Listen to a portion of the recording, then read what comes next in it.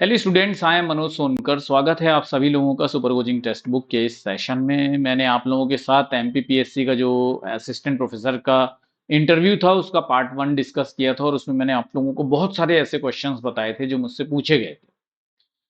अब कुछ स्टूडेंट्स जो हैं, कुछ क्वेश्चंस मैं भूल गया था उस समय, तो बहुत सारे स्टूडेंट्स हैं जो ये जानना चाहते थे कि बाकी के क्वेश्चंस क्या थे और आप कौन से क्वेश्चन में अटक गए, क्योंकि सबका इंटरेस्ट इसी में है कि आप कौन सा वो क्वेश्चन था जिसमें आप अटक गए थे। तो वो क्वेश्चन भी मैं आप लोगों के साथ डिस्कस करूंगा और काफी सारा क्वेश्चंस मैं ऑलरेडी आप लोगों के साथ जैसा कि डिस्कस कर चुका हूं। मगर सबसे पहले मैं आप लोगों को ये भी यहां पर बता देना चाहता हूं कि भाई जो हमारा जो ग्रुप है, अगर आप फायदा चाहते हैं कि आपको मिले, क्योंकि अब हमने इंटरव्यू दिया है तो उसका जो फायदा है बहुत सारे स्टूडेंट्स को मिलता है लगातार, है ना।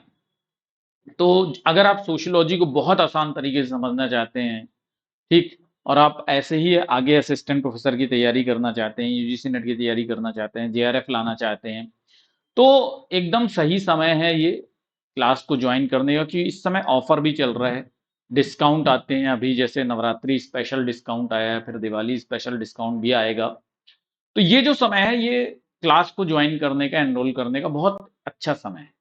ठीक, अगर आप भी चाहते हैं कि इंटरव्यू तक पहुंचें और इंटरव्यू को भी क्वालिफाई करें, जॉब लग जाए, तो डिसीजन लीजिए और सही डिसीजन लीजिए, वो बहुत इंपॉर्टेंट है। चलिए, तो उसके लिए मैं आप लोगों को बता देता हूं कि अभी सेल चल रही है और अगर आप आज एनरोल करते हैं तो 6499 रुपीज में आपको बैच मिल जाता है। ठीक, MANOJ कोड इस्तेमाल कर लीजिएगा और असिस्टेंट प्रोफेसर का बैच अगर ज्वाइन करना चाहते हैं तो 7999 रुपीज में बैच मिल जाता है। आप लोग अच्छी तरह से जानते हैं कि बहुत सारे बच्चों का लगातार सिलेक्शन हो रहा है। ठीक, और कैशबैक स्कीम भी है, लेकिन उसमें कुछ कंडीशंस हैं, उन कंडीशंस को ध्यान रखिएगा। ठीक है, और अगर आप व्हाट्सएप ग्रुप का हिस्सा बनना चाहते हैं, ठीक, और या टेलीग्राम ग्रुप का हिस्सा बनना चाहते हैं बिल्कुल फ्री में, तो भी आप टेलीग्राम ग्रुप को डायरेक्टली स्कैन कर सकते हैं। आप देख सकते हैं कि मेरे साइड में टेलीग्राम ग्रुप आपको नजर आ रहा होगा। तो इन टेलीग्राम, ये दोनों टेलीग्राम ग्रुप दिए हुए हैं, इन पर आप स्कैन कर लीजिएगा और आप मेंबर बन जाएंगे। चलिए, अब बात करते हैं कि आगे जो क्वेश्चंस आए थे वो क्या थे। तो एक क्वेश्चन मेरा पॉवर्टी पर भी आया था और उन्होंने मुझसे पूछा था कि पॉवर्टी कितने प्रकार की होती है, तो मैंने उनको बता दिया था कि एक होती है रिलेटिव, दूसरी होती है एब्सोल्यूट, यानी कि एक होती है सापेक्ष और दूसरी होती है निरपेक्ष। दोनों की डेफिनेशन मैंने आप लोगों को बताई थी कि क्या क्या पूछा था उन्होंने मुझसे। ठीक, फिर उसके बाद उन्होंने मुझे जो सोशलाइजेशन है, सोशलाइजेशन क्या होता है उस पर वो आ गए। तो मैंने उनको बताया कि सोशलाइजेशन सर, जो भी हम लोग अपने समाज के बारे में और समाज के लोगों से जो भी चीज़ें सीखते हैं तो वो सोशलाइजेशन कहलाता है सर। और सोशलाइजेशन दो तरह से होता है, एक फॉर्मल और दूसरा इनफॉर्मल। जो इनफॉर्मल होता है वो लाइफ लॉन्ग प्रोसेस होती है, आजीवन हम सीखते हैं, जबकि जो फॉर्मल होता है वो एजुकेशन सिस्टम हमें सिखाता है, वो भी पार्ट है सोशलाइजेशन का। ठीक, तो उन्होंने मुझसे कहा कि आप कोई डेफिनेशन बता सकते हैं क्या सोशलाइजेशन की, तो मैंने इमाइल दरखाई वाली जो सोशलाइजेशन की डेफिनेशन है कि it is a influence of older generation over new generation, ये मैंने उनको बता दी। वो सेटिस्फाई हो गए थे इस क्वेश्चन से। फिर इसके बाद इन्होंने मुझसे पूछा कि इंडिजिनस नॉलेज सिस्टम क्या होता है।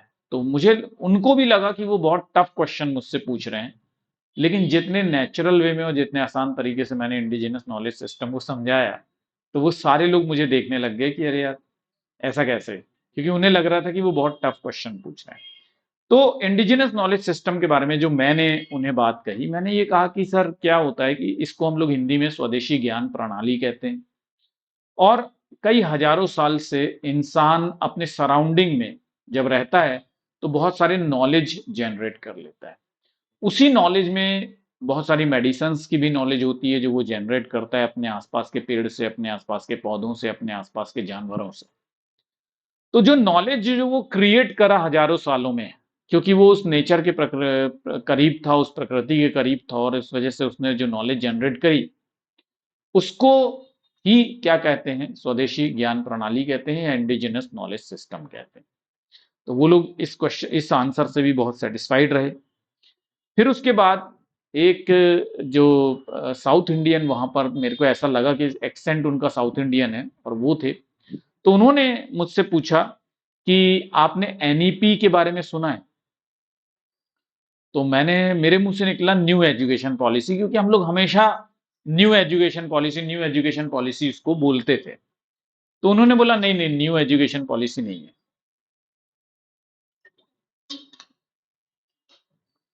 तो तुरंत मैंने अपने आप को रेक्टिफाई कर लिया और मैंने कहा कि sorry sir, national education policy. उन्होंने बोला हाँ।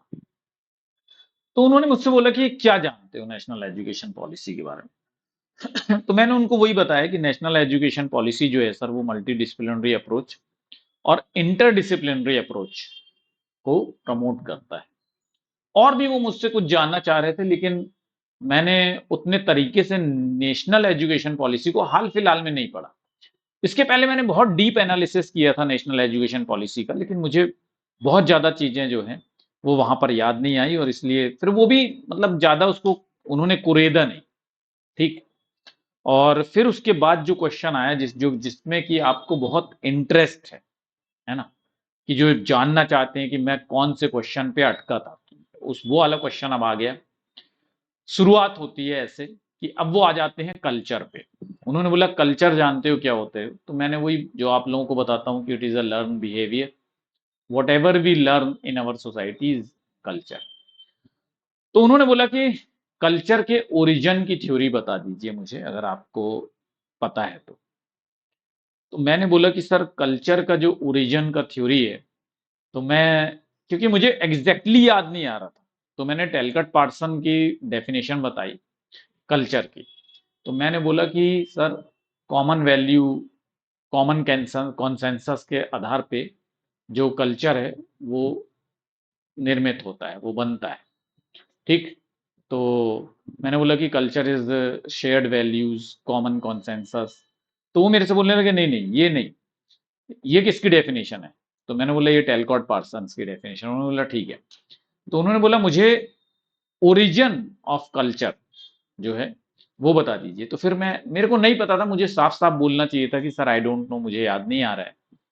लेकिन मैंने फिर एडवर्ड बी टेलर की डेफिनेशन बता दी, और फिर उसके बाद वो बोले कि नहीं नहीं, मेरे को कल्चर की ओरिजिन, निर्माण कैसे हुआ, उत्पत्ति कैसे हुई है संस्कृति की, ये सिद्धांत आपको पता है? तो मैंने बोला कि सर मुझे नहीं, इसके पहले उन्होंने मुझसे जो सवाल पूछा था वो भी मैं बता देता हूँ। उन्होंने मुझसे बोला था कि साइबरनेटिक थ्योरी के बारे में जानते हो? तो मैंने बोला हाँ सर जानता हूँ, टेलकट पार्सन ने दिया है। लेकिन मैंने उनको बोला कि सर ये कंट्रोल के बारे में है, मतलब नियंत्रण के बारे में। उन्होंने कुछ लेवल्स बताए थे सोसाइटी के, और कुछ जो कंट्रोल होता है वो सबसे हायर लेवल पे जो होता है वो सारे बाकी के लेवल को कंट्रोल करता है, और ये हायरार्की उन्होंने बताई थी, इसी को साइबरनेटिक थ्योरी कहते हैं। तो उन्होंने बोला ठीक है। फिर उसके बाद कल्चर पे बात आ गई, तो कल्चर के ओरिजिन पर बात अटक गई, और वो मेरे से बोलने लगे कि बताओ कि कल्चर का ओरिजिन वाला थ्योरी मुझे जानना है तुमसे, और कैसे ओरिजिन हुआ कल्चर का, संस्कृति किस थिंकर ने बताया, सबसे पहले तो ये बता दो। तो फिर मैंने मतलब हथियार डाल दिए, मैंने बोला सर ये मुझे याद नहीं आ रहा। तो अल्टीमेटली फिर यहाँ पर जो साउथ इंडियन है, जो साउथ इंडियन जो बैठे हुए थे, मुझे ऐसा लगा एक्सेंट से, तो उन्होंने मुझे बोला कि आपने बहुत अच्छा एक्सप्लेन किया। और फिर उसके बाद जो चेयरमैन हैं उन्होंने तुरंत ही बड़े ही कड़क आवाज़ में उन्होंने बोला थैंक यू। तो मैंने बोला thank you sir, and thank you ma'am, and thank you जो सब सर थे। मैंने बोला sir have a nice day all of you. और फिर उसके बाद मैं पीछे मुड़ा और गेट खोल के मैं बाहर से। तो ये मेरे इंटरव्यू का पार्ट 2 था। अगर स्टूडेंट्स, ये सब इंटरव्यू वगैरह या एग्ज़ाम्स वगैरह मैं सिर्फ इसलिए देता हूँ ताकि आप लोगों को और अच्छी तरह से गाइड कर सकूँ। तो उसका फ़ायदा आप लोगों को तभी मिल सकता है जब आप हमारी क्लासेस को एनरोल करते हैं।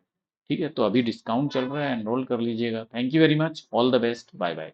और इस वीडियो को शेयर कीजिएगा, लाइक कीजिएगा, अगर अभी चैनल को सब्सक्राइब नहीं किया है तो सब्सक्राइब कर दीजिए।